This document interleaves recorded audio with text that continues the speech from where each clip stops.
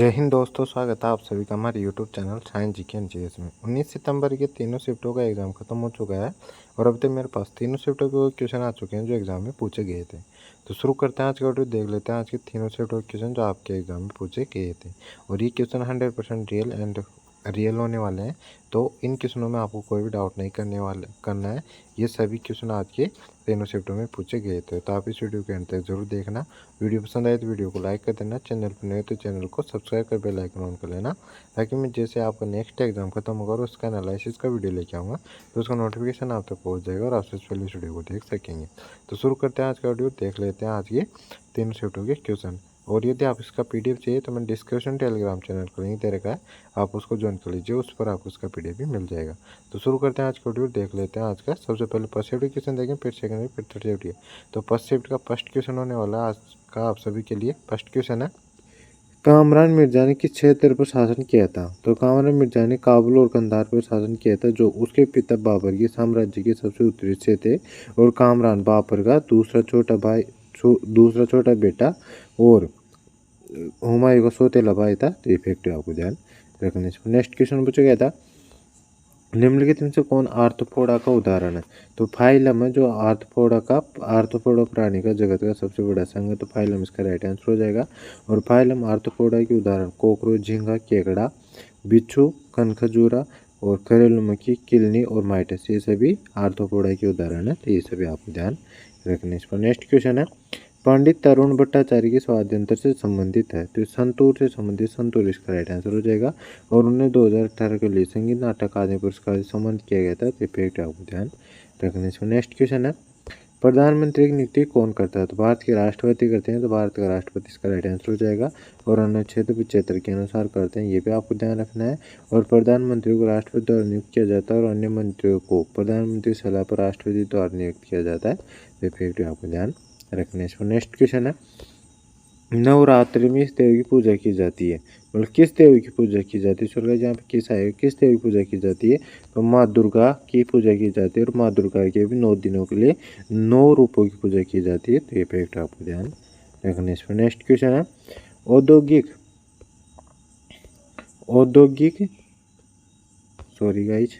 औद्योगिक कारण से उत्पन्न होने वाली कुछ प्रमुख समस्याएं कौन कौन सी है?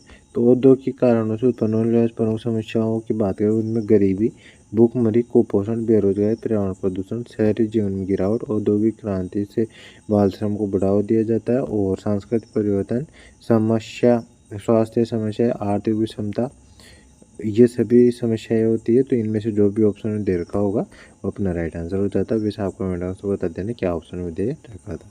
जो नेक्स्ट क्वेश्चन पूछा गया था, टेटनस से जबड़े में कौन सी समस्या होती है? तो टेटनस से जबड़े में लोकजा की बीमारी होती है, जिसे मुंह खुलता नहीं है, तो इसे लोकजा बीमारी इसका राइट आंसर हो जाएगा। और ट्रिस्मस नामक जबड़े की समस्या का कारण बनता है। टेटनस एक संक्रमण जो क्लोस्ट्रीडियम टेटानी यानी सी टेटानी नामक बैक्टीरिया के कारण होता है।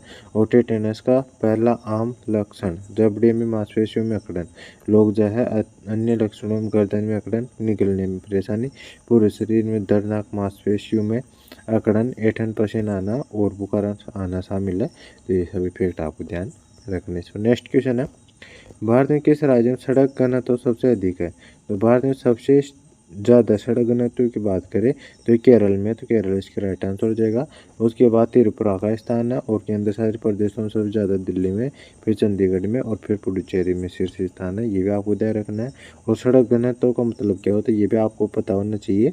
तो प्रति 1000 वर्ग किलोमीटर क्षेत्र में सड़क की लंबाई को सड़क घनत्व कहा जाता है। तो ये भी आपको ध्यान रखना है। नेक्स्ट क्वेश्चन है, विकलांग व्यक्तियों के लिए अधिकार अधिनियम कब पारित किया गया था? तो विकलांग व्यक्तियों के लिए अधिकार अधिनियम की बात करें तो ये 16 दिसंबर 2016 को पारित किया गया था। 2016 इसका राइट आंसर हो जाएगा। और 19 अप्रैल 2017 को लागू इसको किया गया था। तो इफेक्ट आपको ध्यान रखना है, यहाँ पे पारित पूछा गया था। 2016 इसका राइट आंसर हो जाएगा। और इस अधिनियम ने विकलांग व्यक्तियों को समान अवसर, अधिकारों, सुरक्षा और पूर्ण भागीदारी की मतलब स्वतंत्रता दी थी। तो इफेक्ट आपको ध्यान रखना है। और इस अधिनियम ने जो 1985 का अधिनियम था उसका स्थान ले लिया था। तो फैक्ट आपको ध्यान रखना है। नेक्स्ट क्वेश्चन है, विजेंद्र सिंह ने कितने ओलंपिक में भाग लिया है? तो विजेंद्र सिंह बॉक्सिंग खेल से जुड़े हैं और ओलंपिक पदक में जीतने वाले पहली बात उनकी बात है। और विजेंद्र सिंह कांस्य पदक बीजिंग 2008 ओलंपिक और पुरुषों का 75 किलोग्राम श्रेणी में इन्होंने जीता था। इफेक्ट मतलब इस फैक्ट को आप ध्यान रखना है। इस बार नेक्स्ट क्वेश्चन पूछा गया था, खुदाई खिदमतगार संगठन की स्थापना किसने की थी? तो खान अब्दुल गफ्फार खान ने की थी। तो ये इसका राइट आंसर हो जाएगा। और खुदाई खिदमतगार भारत में ब्रिटिश शासन के खिलाफ एक अहिंसक प्रतिरोध आंदोलन है। तो ये फैक्ट आपको ध्यान रखना। और यह पख्तूनों के बीच एक शक्तिशाली अहिंसक आंदोलन था और इसे लाल शर्ट भी कहा जाता है, लाल शर्ट दल भी कहा जाता था या लाल कुर्ती दल भी कहा जाता था। ये फैक्ट आपको ध्यान रखने। इसमें नेक्स्ट क्वेश्चन है, 1993 में रसायन विज्ञान नोबेल पुरस्कार सम्मानित किया गया था। तो माइकल स्मिथ को किया गया था। तो ये इसका राइट आंसर हो जाएगा। और अपनी इस सफलता के लिए स्मिथ को 1993 में रसायन विज्ञान नोबेल पुरस्कार दिया गया था। ये फैक्ट आप ध्यान रखने। इसमें नेक्स्ट क्वेश्चन है, रविंद्रनाथ टैगोर ने अपनी नाइटहुड की उपाधि को क्यों त्याग दिया था? तो जलियांवाला बाग के हत्याकांड के नरसंहार के विरोध में त्याग दिया था। तो ये इसका राइट आंसर हो जाए। इसमें नेक्स्ट क्वेश्चन है, निम्नलिखित में कौन ऊर्जा की एसआई इकाई नहीं है? तो जो ऊर्जा की एसआई इकाई की बात करें तो कौन सी नहीं है? तो यहाँ पे मतलब कौन कौन ऊर्जा की एसआई इकाई क्या होती है? तो इलेक्ट्रॉन वोल्ट के ऊर्जा की एसआई इकाई की बात करें तो कैलोरी फिर भी ये सभी होते हैं। तो इनके अलावा जो भी ऑप्शन है, किलोवाट घंटा भी होती है, यूनिट भी होती है और जूल भी होती है, इलेक्ट्रॉन वोल्ट भी होता है, कैलोरी भी होता है, ब्रिटिश थर्मल भी होती है, ये सभी होते हैं। तो इनके अलावा जो भी ऑप्शन दे रखा होगा वो इसका राइट आंसर हो जाए। क्योंकि ऊर्जा की अलग अलग इकाई रहती है ना, उनकी अलग अलग इकाई होती है उनकी। तो इनमें से जो इनके अलावा जो भी ऑप्शन दे रखा होगा इसका राइट आंसर हो जाए। इसमें नेक्स्ट क्वेश्चन है, इनमें से कौन एक मौलिक कर्तव्य नहीं है? तो भारतीय संविधान के भाग 4 में बात करें तो अनुच्छेद 51 नागरिकों के मौलिक कर्तव्यों से संबंधित है। और जो टोटल 11 मौलिक कर्तव्य हैं तो 11 मौलिक कर्तव्यों को अलावा जो भी ऑप्शन में क्या दे रखा था ऑप्शन के अनुसार आप इसका राइट आंसर लगा सकते थे। इस बार नेक्स्ट क्वेश्चन है, भारत को पहला ओलंपिक पदक किस खेल ने दिया था? भारतीय पुरुषों की टीम ने 1928 के एम्स्टर्डम ओलंपिक में देश के लिए पहला स्वर्ण पदक जीता था। तो इसका राइट आंसर हो जाएगा। और कैडेट जादव स्वतंत्र भारत ने से ओलंपिक में व्यक्तिगत पदक जीतने वाले भारतीय पहले एथलीट थे। और जादव ने 1952 के हेलसिंकी ओलंपिक कुश्ती में कांस्य पदक जीता था। ये फैक्ट आप ध्यान रखने। इसमें नेक्स्ट क्वेश्चन है, निम्नलिखित में से कौन सी ओडिसी नृत्यांगना नहीं है? तो केलुचरण महापात्रा, संयुक्ता पाणिग्रह, सोनल मानसिंह, प्रतिमा बेदी और रंजना रोल, ये सभी ओडिसी नृत्य की नृत्यांगनाएं हैं। तो इनके अलावा जो भी ऑप्शन दे रखा होगा वो इसका राइट आंसर हो जाए। नेक्स्ट क्वेश्चन है, चतुर्थ बौद्ध संगति का आयोजन कश्मीर में किसके नेतृत्व में होता? तो राजा कनिष्क के नेतृत्व में होता। तो ये इसका राइट आंसर हो जाएगा। और कनिष्क की बात करते हैं, कुषाण राजा कनिष्क के संरक्षण कुंडलों से नगर में या उसके निकट माना जाता है। कश्मीर में 72 ईस्वी में आयोजित किया गया था। और इस परिषद के अध्यक्ष वसुमित्र थे, उनके प्रतिनिधि के रूप में घोष थे।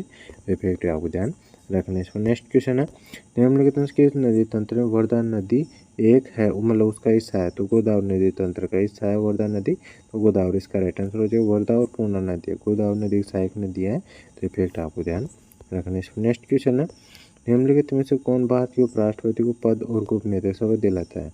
तो भारतीय संविधान के अनुच्छेद 69 के अनुसार राष्ट्रपति दिलाता है। तो राष्ट्रपति इसका राइट आंसर हो जाए। इसमें नेक्स्ट क्वेश्चन है, ये क्वेश्चन मैंने करवा दिया है। तो नवरात्रि में किस तरह की पूजा की जाती है? माँ दुर्गा की जाती है और उसके 9 रूपों की पूजा की जाती है। तो ये फैक्ट है, आपको ध्यान रखना है।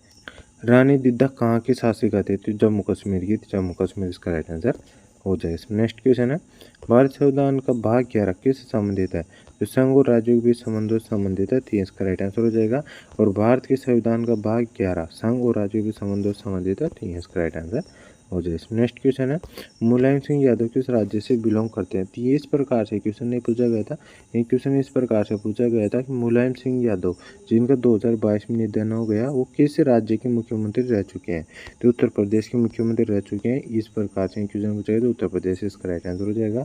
और इनकी बात करें तो समाजवादी पार्टी के संस्थापक थे, ये भी आपको ध्यान रखना है। उत्तर प्रदेश के 3 बार मुख्यमंत्री रह चुके हैं, ये भी आपको ध्यान रखना है। और नेताजी के रूप में मशहूर थे और वहाँ पहली बार 1967 में विधायक बने थे। तो ये सभी फैक्ट आपको ध्यान रखना है। इसका नेक्स्ट क्वेश्चन है, उषा बारले को हाल ही में कौन सा सम्मान दिया गया है? फिर पद्मश्री 2023 दिया गया है। तो इसका राइट आंसर हो जाएगा। उषा बारले जन्म 2 मई 1968 छत्तीसगढ़ के प्रदर्शनकारी लोक कला रूप की भारतीय पंडवानी लोक गायिका है और वह कपालिक शैली में अपने प्रदर्शन के लिए जानी जाती है। 2023 में उन्हें पंडवानी गायन में उनके योगदान के लिए भारत का चौथा सर्वोच्च नागरिक पुरस्कार पद्मश्री मिला था। ये फैक्ट आपको ध्यान रखने से। नेक्स्ट क्वेश्चन पूछा गया था, मेंडलीव के अवसारणी के अनुसार इकाई एल्यूमिनियम का परमाणु भार कितना था जिसे बाद में गैलियम से प्रतिस्थापित कर दिया गया था। तो इसका परमाणु भार कितना हो जाएगा, परमाणु भार नहीं सॉरी गाइस, यहाँ पे द्रव्यमान पूछा गया था, परमाणु द्रव्यमान कितना होता है, तो 68 है, 68 इसका राइट आंसर हो जाएगा। और मेंडलीव की अवसारणी की बात करें तो मेंडलीव ने 1869 में अवसारणी प्रकाशित की थी, लेकिन उस समय तक सभी तत्वों की खोज नहीं हुई थी, इसलिए उन्होंने एल्यूमिनियम और सिलिकॉन के तहत कुछ स्थान छोड़ दिए थे। उन्होंने उन्हें एक बोरॉन, एक एल्यूमिनियम और एक सिलिकॉन नाम दिया था, क्योंकि उनके गुण बोरॉन, एल्यूमिनियम और सिलिकॉन के समान थे, इसलिए उन्होंने इनके नाम ये एक रख दिए थे। और बाद में इन नामों के नियमानुसार बदल दिया गया, जैसे एक बोरॉन को स्केडियम कहा गया, एक एल्यूमिनियम को गैलियम कहा गया और एक सिलिकॉन को जर्मेनियम कहा गया। तो ये आपको ध्यान रखना है। तो इसका पूछा गया था, तो इसका 68 अपना परमाणु द्रव्यमान हो जाएगा। इसमें नेक्स्ट क्वेश्चन पूछा गया था, एग्रीकल्चर शॉर्ट शब्द का इस्तेमाल कभी कभी निम्न में से किस खेल में किया जाता है, तो क्रिकेट में किया जाता है, क्रिकेट इसका राइट आंसर हो जाएगा। एग्रीकल्चर शॉट एक ऐसा शब्द है जिसका इस्तेमाल अक्सर क्रिकेट में बल्लेबाज द्वारा खेले जाने वाले खराब शॉट को संदर्भित करने के लिए किया जाता है। यह आमतौर पर एक ऐसा शॉट होता है जिसे इस तरह से खेला जाता है। तो ये आपको ध्यान रखने से। नेक्स्ट क्वेश्चन है, लूनी नदी का उद्गम कहाँ से होता है, तो लूनी नदी का उद्गम की इस प्रकार से, ये क्वेश्चन नहीं पूछा गया था, ये क्वेश्चन भी इस प्रकार से पूछा गया था कि लूनी नदी का अपवाह तंत्र किस किस राज्य से में, तो गुजरात और राजस्थान दे रखा था, तो गुजरात और राजस्थान इसका राइट आंसर हो जाएगा।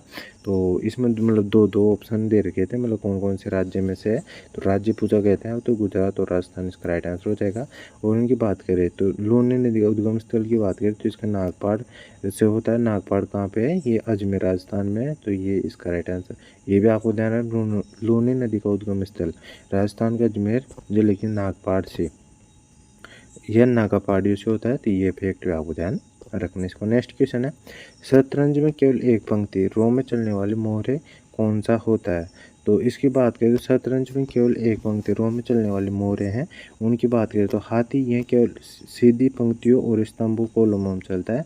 तो ये मतलब ये होता है, तो ये मतलब शतरंज केवल एक पंक्ति रो में चलने वाले मोहरे कौन सा है, तो ये पूछा गया था कि रो में चलने वाला मोहरा कौन सा है, तो इसका राइट आंसर क्या हो जाएगा, रो में मतलब हाथी चल सकते हैं, तो ये रो और मतलब पंक्तियों दोनों में चल सकते हैं, कॉलम में दोनों में चल सकते हैं, मतलब ये पंक्तियों में चल सकते हैं, स्तंभों में चल सकते हैं, दोनों में चल सकते हैं। तो हाथी ऑप्शन दे रखा तो ये इसका राइट आंसर हो जाएगा।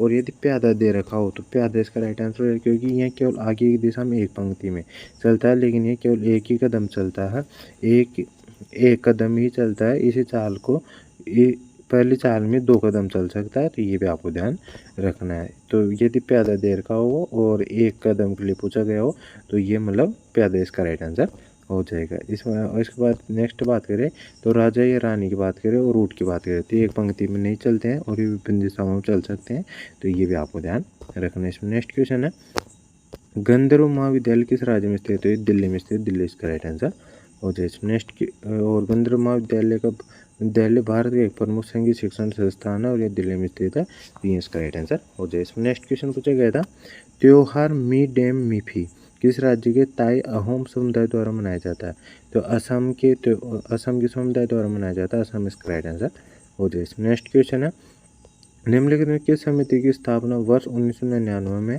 नागरिकों के कुछ मूल्य करते हुए कार्यान्वयन के लिए कानूनी प्रावधानों के अस्तित्व की पहचान पर की गई थी, तो वर्मा समिति की गई थी, वर्मा समिति इसका राइट आंसर हो जाए। नेक्स्ट क्वेश्चन है, प्रसिद्ध सितार वादक पंडित रविशंकर को किस वर्ष भारत रत्न सम्मानित किया गया था, 1999 में किया गया था, 1999 इसका राइट आंसर हो जाएगा। पंडित रविशंकर की बात करें, एक प्रसिद्ध सितार वादक थे जिन्हें 1999 में भारतीय सर्वोच्च नागरिक सम्मान भारत रत्न सम्मानित किया गया था, तो फैक्ट आपको ध्यान रखने से। नेक्स्ट क्वेश्चन है, पारिस्थितिकी दक्षता खाद्य श्रृंखला या वेब में ट्रैफिक स्तरों के बीच ऊर्जा स्थानांतरण की दक्षता या पर्यावरणीय प्रभाव के सापेक्ष मानव कल्याण की संकेतक को संदर्भित कर सकती है, तो खाद्य श्रृंखला कर सकती है, खाद्य श्रृंखला इसका राइट आंसर हो जाएगा। इसमें नेक्स्ट क्वेश्चन है, प्रोक्यूरेटिव कोशिका का उदाहरण पूछा गया था, तो बैक्टीरिया हो, तो बैक्टीरिया इसका राइट आंसर हो जाएगा। और प्रोकैरियोटिक कोशिका इस तरह की कोशिका में केंद्रक सुसंगठित नहीं होता तथा केंद्रक झिल्ली भी अनुपस्थित होती है। इसमें कोशिकांग झिल्ली द्वारा परिवर्तित नहीं होते हैं। उदाहरण की बात करें, जीवाणु नीले हरे सवाल होते हैं।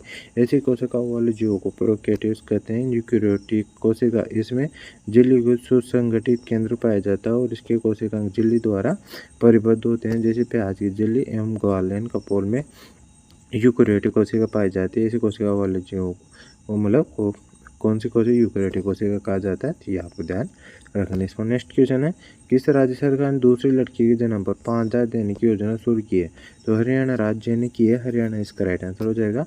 हरियाणा राज्य ने 2011 में लाडली योजना शुरू की, जो रुपये का वित्तीय इनाम प्रदान करती है। और 20 अगस्त 2005 के बाद जन्मी प्रत्येक दूसरी लड़की के लिए माता पिता को 5,000 रुपये यह पुरस्कार 5 साल की अवधि के लिए सालाना दिया जाता है। तो ये फैक्ट आपको ध्यान रखने। इसमें नेक्स्ट क्वेश्चन है, विदर्भ और महाराष्ट्र में किस वंश ने शासन किया था, वाकाटक वंश ने किया था। वाकाटक वंश इसका राइट आंसर हो जाए। नेक्स्ट क्वेश्चन है, विनायक दामोदर सावरकर को काला पानी की सजा के बाद अंडमान की सेलुलर जेल में कब भेजा गया था, तो जून 1911 में भेजा गया था। तो 1911 ऑप्शन में दे रखा था, ये इसका राइट आंसर हो जाएगा। ऑप्शन में दे रखा था 1910-11 दे रखा था और 1920-21 मतलब 20 और 22 दे रखा था। तो इनमें से और कब तक रखा गया था वहाँ पे, मतलब 1921 तक रखा गया था। तो फैक्ट आपको ध्यान रखना है। इन्होंने 10 से मतलब 1911 से लेकर 1921 तक वहाँ पर रखा गया था। तो फैक्ट आपको ध्यान रखना है। दूध में निम्नलिखित में से कौन सा प्रोटीन पाया जाता है, तो केसिन पाया जाता है। केसिन इसका राइट आंसर हो जाए। इसमें नेक्स्ट क्वेश्चन है, सरदाना पशु मेला किस राज्य में लगता है, तो उत्तर प्रदेश में लगता है। उत्तर प्रदेश इसका राइट आंसर हो जाए। इसमें नेक्स्ट क्वेश्चन है, आपातकाल के दौरान निम्नलिखित में कौन सा अनुच्छेद निलंबित नहीं किया जा सकता है, तो आपातकाल के दौरान कौन कौन से अनुच्छेद निलंबित नहीं किए जा सकते। अनुच्छेद 20 और 21 को छोड़कर, इन दोनों को छोड़कर मतलब और को निलंबित किया जा सकता है। तो अनुच्छेद 20 और 21 इसका राइट आंसर हो जाएगा। और अनुच्छेद 20 की बात करें तो ये किससे संबंधित है, अपराधों के लिए सजा के संबंध में संरक्षण संबंधित है। और अनुच्छेद 21 की बात करें तो जीवन की सुरक्षा और व्यक्तिगत स्वतंत्रता संबंधित है। तो ये इसका राइट आंसर हो जाएगा अनुच्छेद 20 और 21। और यदि यहाँ पे अलग अलग ऑप्शन में सिर्फ 21 ही दे रखा हो तो आपको 21 राइट आंसर, 20 और 21 अलग अलग दे रखा हो ना ऑप्शन में, एक साथ मतलब 4 ऑप्शन दे रखे और अनुच्छेद 20 और 21 अलग अलग दे रखे, तो उनमें भी आपको 21 राइट आंसर लगा के आना है। क्योंकि 20 को भी निलंबित किया जा सकता है लेकिन 21 को किसी भी हालत में निलंबित नहीं किया जा सकता। तो आपको 21 को ज़्यादा प्रायोरिटी देनी है, मतलब आपातकाल के दौरान अनुच्छेद के निलंबन के मामले में। ठीक है दोस्तों, नेक्स्ट क्वेश्चन पर चलते हैं।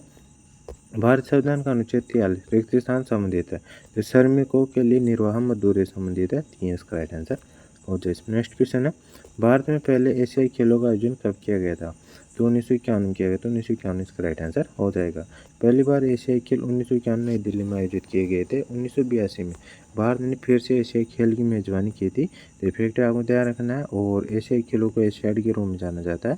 तो फैक्ट आपको ध्यान रखना है। तो इसका राइट आंसर 1951 हो जाएगा। इसमें नेक्स्ट क्वेश्चन है, सरोद वादक अली अकबर खान का संबंध किस घराने से था, तो मेहर घराने से था। मेहर घराने इसका राइट आंसर हो जाएगा। और खान की बात करें, खान को 1967 में पद्म भूषण और 1989 में पद्म भूषण सम्मानित किया गया था। तो फैक्ट आपको ध्यान रखना है। इसमें नेक्स्ट क्वेश्चन है, अंकुर योजना किस राज्य द्वारा शुरू की गई है, तो मध्य प्रदेश के द्वारा शुरू की है। मध्य प्रदेश इसका राइट आंसर हो जाएगा। मध्य प्रदेश में तत्कालीन मुख्यमंत्री शिवराज सिंह चौहान सरकार ने अंकुर नाम की एक योजना शुरू की है, जिसके तहत नागरिकों को मानसून के दौरान पेड़ लगाने के लिए सम्मानित किया जाएगा। इफेक्ट आपको ध्यान रखना, इस पहल में भाग लेने वाले नागरिकों को कार्यक्रम जनभागीदारी सुनिश्चित करने के लिए प्राणवायु पुरस्कार दिया जाएगा। तो इफेक्ट आपको ध्यान रखना है। नेक्स्ट क्वेश्चन है, किसी राज्य में राष्ट्रपति शासन किस अनुच्छेद के आधार पर लगाया जा सकता है, भारत संविधान के अनुच्छेद 356 के तहत किसी राज्य में राष्ट्रपति शासन लगाया जा सकता है। यह अनुच्छेद उन स्थितियों के लिए है जब किसी राज्य में संवैधानिक तंत्र पूरी तरह से विफल हो जाता है। इस स्थिति में केंद्र सरकार राज्य सरकार पर अपना अधिकार स्थापित कर लेती है। तो फैक्ट आपको ध्यान रखना इसमें नेक्स्ट। और इनके बाद बात करें तो राष्ट्रीय भारतीय संविधान में 3 तरह के आपातकाल लगाए जा सकते हैं। वो संविधान 3 तरह के आपातकालों को उल्लेख दे रखा है। और फर्स्ट आपातकाल उसमें राष्ट्रीय आपातकाल या अनुच्छेद 352 के तहत लगाया जाता है। दूसरा है राज्य आपातकाल या राष्ट्रपति शासन, यह अनुच्छेद 356 के तहत लगाया जाता है। और मतलब फोर्थ है उसके बाद थर्ड है वित्तीय आपातकाल। वित्तीय आपातकाल ये मतलब इसको अनुच्छेद 360 के तहत लगाया जाता है। और इसकी बात होती है भारतीय संविधान मतलब भारत में अभी तक एक बार भी इसका यूज नहीं किया गया है इसका राष्ट्रीय आपातकाल का। और मतलब इसका राष्ट्रपति शासन का सर्वाधिक बार प्रयोग किया गया अभी तक। तो ये फैक्ट आप ध्यान रखने से। नेक्स्ट क्वेश्चन है न्यूलैंड्स के अष्टक नियम के अनुसार लिथियम कौन से तत्व के समान गुण रखता है? तो सोडियम के समान रखता है। सोडियम इसका राइट आंसर हो जाएगा इसमें। इसके बाद बात करें तो न्यूलैंड्स के अष्टक में कहा गया है कि जब तत्वों को उनकी परमाणु द्रव्यमान के बढ़ते क्रम व्यवस्थित किया जाता है तो प्रत्येक 8वें तत्व के गुण समान गुण होते हैं। न्यूलैंड्स ने अष्टक नियम का प्रतिपादन साल 1865 में किया था और यह नियम केवल कैल्शियम तक ही लागू होता है। तो ये फैक्ट आप ध्यान रखने इसमें। नेक्स्ट क्वेश्चन है चौसा का युद्ध हुमायूं और किसके बीच हुआ था? तो चौसा का युद्ध की बात करें तो चौसा का युद्ध भारत में मुगल सम्राट हुमायूं और पूरी साम्राज्य संस्था शेर सूरी के बीच हुआ था। कब हुआ था ये? 26 जून 1539 को हुआ था। तो फैक्ट आपको ध्यान रखना है। और बिहार राज्य के बक्सर जिले में चौसा गांव के पास में लड़ा गया था, इसलिए इसको चौसा का युद्ध के नाम से जाना जाता है। और इसमें शेर सूरी पूरी तरह से मतलब सूरी की विजय हुई थी और हुमायूं अपनी जान बचाने के लिए रणभूमि से भाग गया था। तो फैक्ट आपको ध्यान रखना है। और खुद फरूद अलीदीन शेरशाह का ताज पहना था। मतलब फरूद्दीन ने मतलब जो शेरशाह सूरी था ना उन्होंने शाह का ताज पहना था। तो इफेक्ट आप ध्यान रखने से। नेक्स्ट क्वेश्चन है आप लोप सिस्टम किस एक्ट को कहा जाता है? तो 1784 के पिट्स इंडिया अधिनियम जिसे 1784 के ईस्ट इंडिया कंपनी अधिनियम के रूप में जाना जाता है ने भारत में नियंत्रणीय दोहरी प्रणाली स्थापित की थी जिसे कभी कभी आधा पाव प्रणाली कहा जाता है। तो इसे कहा जाता है कौन से को? 1784 पिट्स इंडिया अधिनियम को। तो ये इसका राइट आंसर हो जाए। नेक्स्ट क्वेश्चन है भारत में हरित क्रांति के दूसरे चरण का आदर्श वाक्य क्या था? तो कृषि उत्पादकता बढ़ाना और देश में खाद्य सुरक्षा सुनिश्चित करना, ये इसका आदर्श वाक्य था। तो ये इसका राइट आंसर हो जाएगा। इसकी बात करें तो यह चरण 1970 के दशक के मध्य से 1980 के दशक के मध्य तक चला था। और इस चरण में उच्च उपज देने वाली किस्मों के बीजों का इस्तेमाल, उर्वरकों का इस्तेमाल और सिंचाई सुविधा में सुधार किया गया था।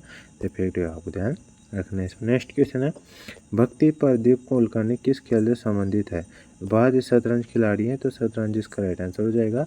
और उन्हें 2022 अर्जुन पुरस्कार सम्मानित किया गया था। तो ये फैक्ट आपको ध्यान रखना है। नेक्स्ट क्वेश्चन है बक्सर का युद्ध कब लड़ा गया था? तो 1764 में लड़ा गया। 1764 इसका राइट आंसर हो जाएगा।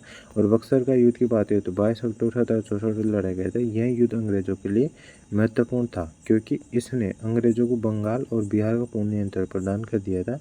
और यह हेक्टर मुनरो और मीर कासिम की संयुक्त सेनाओं के बीच लड़ा गया था जिसमें शुजा उद्दौला, शाह आलम द्वितीय आदि शामिल थे। तो फैक्ट आपको ध्यान रखना है। और इस युद्ध में मीर कासिम की संयुक्त सेना हार गई थी। तो फैक्ट आपको ध्यान रखना है। इलाहाबाद की संधि पर 12 अगस्त 1765 को रॉबर्ट क्लाइव और शाह आलम द्वितीय मुगल शासक के बीच हस्ताक्षर किए गए थे इस युद्ध के समय।